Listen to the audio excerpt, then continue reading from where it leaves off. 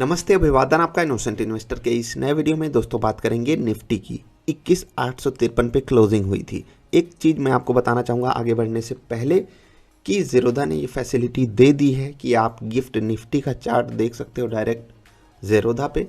आप simply search कीजिए gift Nifty और आपको चार्ट मिल जाएगा। ठीक है, हम देख सकते हैं अगले दिन निफ्टी कहाँ खुल सकती है। अभी बिल्कुल फ्लैट सी ट्रेडिंग के संकेत हमको मिल रहे हैं, क्योंकि ऊपर से जो प्रेशर बाजार ने झेला था वही प्रेशर झेल करके बाजार क्लोज की है। और ग्लोबल मार्केट से कुछ खास संकेत नहीं। अगर फेसबुक के स्टॉक को छोड़ दिया जाए तो ग्लोबल मार्केट से कुछ खास संकेत नहीं है। जिनको नहीं पता मैंने फेसबुक का नाम क्यों लिया, तो भाई साहब वो स्टॉक पिछले ट्रेडिंग सेशन में 20% का बढ़िया मोमेंटम पॉजिटिव साइड दिखाया है। उसका कंपटीशन पेटीएम से है, जो कि नेगेटिव साइड का 20% का 2 सर्किट मार चुका है। ठीक है, हाँ, सर्किट से याद आया कि यहाँ पर एनएसई और बीएसई ने इनकी सर्किट लिमिट जो है वो 10% कर दी है। यानी कि अब ये स्टॉक मैक्सिमम 10% से ज़्यादा ऊपर नहीं जा सकता, 10% से ज़्यादा नीचे नहीं जा सकता। ठीक है, 10% की सर्किट लिमिट है। और 2 दिन में ये स्टॉक 20+20 गिरा है, जिसको आप नेट नेट बोल सकते हो 20+20 को 36%। जी हाँ, कैसे आया ये आप जानते हो, मार्केट का यही कारनामा है। ठीक है, जितना बार वो गिरेगा उतनी बार उसका परसेंटेज टर्म्स में लॉस कम होता जाएगा। और ऐसे ही जब भी कोई स्टॉक 100 से 200 हो जाता है, जब भी वो यहाँ पर 5% बढ़ता है ना, तो यहाँ के 10% के बराबर होता है। ये तो आप जानते ही हो। इसीलिए कहते हैं लॉन्ग टर्म के लिए बाजार में रहना चाहिए, तभी पावर ऑफ कंपाउंडिंग का मज़ा आता है। पेटीएम के इन्वेस्टर्स के लिए आई फील रियली सॉरी, क्योंकि कुछ किया नहीं जा सकता यहाँ पर। जब कोई रेगुलेटर आकर के आप पे उंगली उठाता है तो समझ लो आप कितना बुरा कारनामा कर रहे थे, प्लस आपके ऊपर अगर उंगली उठी तो एक ऐसा मोमेंटम बनता है ना नेगेटिविटी का, कि उसको फिर पचाना आसान नहीं होता है किसी भी मोमेंटम में बाजार चल रही हो तब भी। ठीक है, बाजार में घोर पॉजिटिविटी होगी, लेकिन आपके स्टॉक के लिए अगर रेगुलेटर आकर के उंगली उठा दिया है तो आप उसको गिरने से नहीं बचा सकते हो। ठीक है, यहाँ पर सिर्फ अफसोस किया जा सकता है, लेकिन मैं आपको पहले से ही बोल सकता हूँ कि वार्निंग मैं आपको लगातार इसीलिए देता रहता हूँ, क्योंकि मार्केट में अगर एक्सीडेंट किसी का होता है ना, तो फिर वो कहीं का नहीं बचता। इसीलिए मैं आपको उसी एक्सीडेंट से बचाने के लिए बार बार ऑलमोस्ट हर वीडियो में मैं वार्निंग देता हूँ। 2 दिन पहले ही अभी मैंने कहा था पेटीएम के गिरने से पहले कि भाई साहब अगर आप डाइवर्सिफिकेशन नहीं करोगे तो जिस भी दिन आपके साथ कांड हो गया, आप जाकर के वीडियो देखना, जिनको याद है वो लोग समझ पा रहे होंगे मैं क्या कह रहा हूँ, कि जिस दिन आपके साथ कांड हो गया ना, जिस दिन आप ट्रैप में फंस गए ना, उस दिन आपको असली कीमत समझ में आ जाएगी कि रूल्स एंड रेगुलेशंस क्यों फॉलो किए जाने चाहिए। बाकी आपकी अपनी समझदारी है, आप कैसी समझदारी का यूज़ करते हो वो आपके ऊपर है। FII का डेटा देखेंगे, यहाँ पर कुछ खास है नहीं देखने को। अगर DII का डेटा हम समझना चाहें तो 2463 करोड़, जी हाँ 2463 करोड़ की बाइंग, जिसको आप 2500 करोड़ की बाइंग बोल सकते हो। FII की तरफ से कुछ बाइंग है तो है नहीं, नेट नेट आप इसको बोल सकते हो 70 करोड़ की बाइंग है, लेकिन आप इसको फ्लैट ट्रेडिंग मान लो। ठीक है, स्टॉक्स की बात करेंगे। CPSE ETF, जिनको ना पता हो उनको बता दें CPSE ETF क्या चीज़ होती है। इसको बोलते हैं सेंट्रल पब्लिक सेक्टर अंडरटेकिंग। आज से लगभग 1.5 साल पहले मैंने आपको ये ऑलमोस्ट 30 रुपीज़ के आसपास बोला था इसको खरीदना है। और आपको बता दूं ETF क्या होता है, exchange traded fund. Central public sector undertaking यानी कि जो पब्लिक सेक्टर कंपनियां हैं उनका ये ETF है। इसमें पब्लिक सेक्टर कंपनियां इनबिल्ट हैं। ठीक है, जब भी आप खरीदते हो इसको तो वहाँ पर आपको कई सारे स्टॉक्स एक साथ मिल जाते हैं, यानी कि आपका डाइवर्सिफिकेशन अपने आप हो जाता है। अब इस डाइवर्सिफिकेशन का फ़ायदा क्या है? देखो, सबसे बड़ा फ़ायदा होता है डाइवर्सिफिकेशन का इस तरीके से, जब आप ETF वगैरह खरीदते हो तो आपको कम पैसे में प्रॉपर डाइवर्सिफिकेशन मिल जाता है। ठीक है, आप जाकर के देखोगे तो जो अलग अलग कंपनियां हैं, किसी का वेटेज यहाँ 20% है, किसी का 25% है, और ये आपके लिए कमाल की अपॉर्चुनिटी बनाता है अगर आपके पास पैसा कम है, इनिशियल पैसा कम है इन्वेस्टमेंट करने का। मैं यहाँ पर जो 20-25% बताया, इसको आप सेक्टर वाइज समझ सकते हो, वो ज़्यादा बढ़िया रहेगा। कि जैसे PSU है, उसमें अलग अलग सेक्टर्स हैं, अलग अलग सेक्टर के स्टॉक इन्होंने उठा लिए और सबको उसी में डिवाइड कर दिया। और CPSE ETF की सबसे अच्छी खूबी ये है कि आपको एक समय 30 रुपये पे भी मिल रहा था, इवन उससे भी नीचे। और अभी ये बहुत ही बेहतरीन चल रहा है, क्योंकि PSUs तो कमाल की परफॉर्मेंस दिखा रहे हैं। PSU से याद आया, जो सबसे प्यारा दुलारा अपना PSU BPCL, बहुत तकलीफ़ दिया इसने, बहुत ज़्यादा तकलीफ़ दिया। जब आपको बोला गया था कि 300 के आसपास तो इसको ख़रीदना ही चाहिए, 350 पे ख़रीदना चाहिए, 400 पे ख़रीदना चाहिए, इवन 450 पे भी इसको ख़रीदना चाहिए अकॉर्डिंग टू इट्स वैल्यूएशन। लेकिन वहाँ पर इसने काफ़ी हम लोगों को टेस्ट देने के लिए कहा, बहुत टेस्ट लिया हम लोगों का, लेकिन उसके बाद फॉर्चुनेटली ये बहुत ही बेहतरीन तरीके से चला है। एक चीज़ सोने पे सुहागा यहाँ पर ये रही है कि 50-60 रुपये का इसने डिविडेंड अलग से दिया है खाने को, उसके बाद भी इतना बढ़िया मोमेंटम देखने को मिला। पिछले ट्रेडिंग सेशन में तो ये 10% पॉजिटिव साइड का मोमेंटम दिखाया है, मज़ा ही आ गया। ठीक है, तो ये हो गया कुछ डिस्कशन जो कि आपके लिए ज़रूरी था। क्या अभी CPSE ETF खरीदना चाहिए, क्या अभी SBI खरीदना चाहिए, क्या अभी BPCL IOC PCL खरीदना चाहिए? A big no. अपॉर्चुनिटी की तलाश आपको हमेशा रहनी चाहिए। अपॉर्चुनिटी से याद आया, मैं अभी चार्ट देख रहा था प्यारे दुलारे HDFC बैंक का। हम सभी का प्यारा दुलारा बैंक है। क्यों प्यारा दुलारा है? क्योंकि भारत का वो सबसे बेहतरीन, सबसे वैल्यूड बैंक है। ठीक है, स्टॉक मार्केट के टर्म्स में तो आप कह ही सकते हो। ठीक है, आगे बढ़ते हैं, चार्ट खोलते हैं उसका।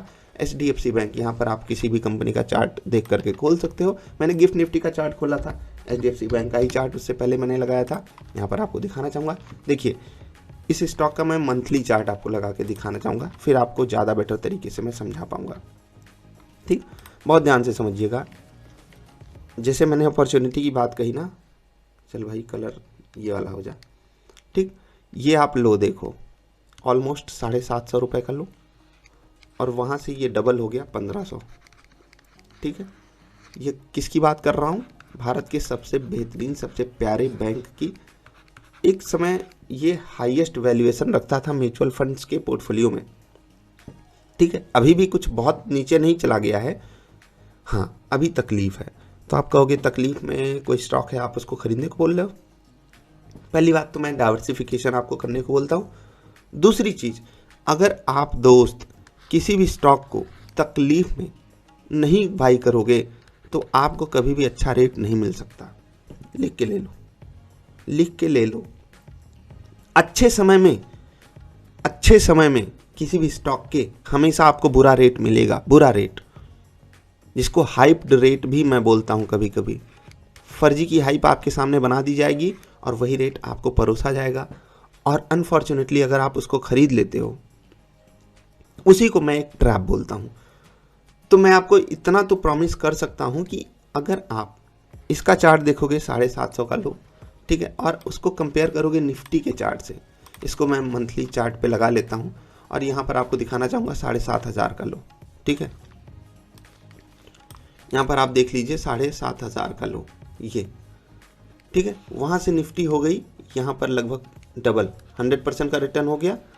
उसके बाद 15,000 से 21,000, एक और 7,500 ही मान लो। ठीक है, यहाँ से 7.5 × 2 × 3, समझ गए, इशारा समझ गए।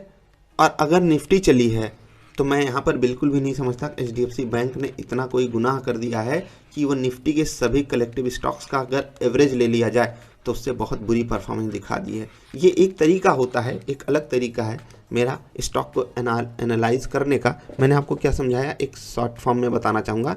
देखो 49 स्टॉक्स एक तरफ, उनका आप एवरेज परफॉर्मेंस ले लो, प्राइस टू अर्निंग या जो भी रेशियो आपको लेना है, और इधर एक तरफ अपने प्यारे HDFC बैंक को रख लो। और यहाँ पर मैं कोई प्रमोशन नहीं कर रहा हूँ HDFC बैंक का, आपके लिए डिस्क्लेमर जरूर देना चाहूँगा, मैं इनका कुछ स्टॉक होल्ड करता हूँ, लेकिन आपको बाइंग की सलाह बिल्कुल भी नहीं दे रहा हूँ। बस मैं आपको सलाह ये दे रहा हूँ कि आप इस स्टॉक के ऊपर थोड़ी सी नज़र फेरिए, थोड़ा सा एनालिसिस कीजिए, और हमसे नहीं पूछना है आपको, अपने फाइनेंशियल एडवाइज़र से पूछना है कि भैया ये स्टॉक हम खरीद सकते हैं या नहीं, अभी खरीदना है क्या, उसकी जो है सलाह मैं आपको अभी बिल्कुल नहीं दे सकता या कभी भी नहीं दे सकता, क्योंकि मैं सेबी रजिस्टर्ड नहीं हूँ। और जो भी सेबी रजिस्टर्ड हैं आप उनसे सलाह ले सकते हो कि मैं HDFC बैंक कब खरीद सकता हूँ। लेकिन मैं ऐसे ही स्टॉक्स की तलाश में रहता हूँ जो फंडामेंटली मजबूत हों, कुछ छोटी मोटी या थोड़ी सी हल्की बड़ी ही बैड न्यूज़ आई हो जिसके कारण उस स्टॉक में गिरावट आई हो, और गिरावट कम से कम